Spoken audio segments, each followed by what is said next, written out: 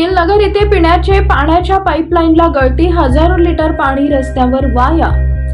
MIDC Sunil नगर भागातील करुणा hotel शेजारी बनशंकरी हॉटेलला जाणारे रस्त्यावर पिण्याच्या पाण्याची पाईपलाईन गळती झाल्याने लाखो लिटर पिण्याचे पाणी रस्त्यावर वाहत आहे।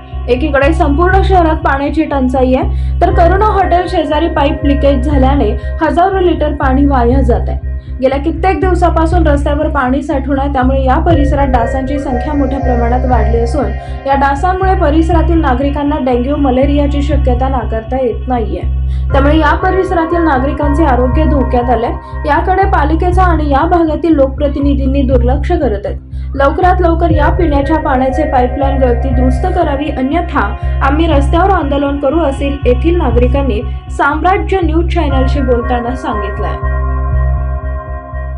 मी विचारण भंडे राणा नीलम नगर।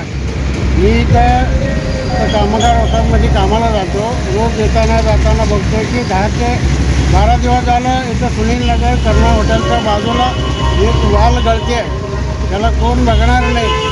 काही लोक एका हजारासाठी किती तर तडफडत राहते पाण्यासाठी। इथं लाखो हजारो लिटर पाण्या वाया घालवलं। संबंधित अधिकाऱ्यांनी याचा ताबडतोब वाल रिपेअरिंग करून गळती थांबवा अशी माझी विनंती।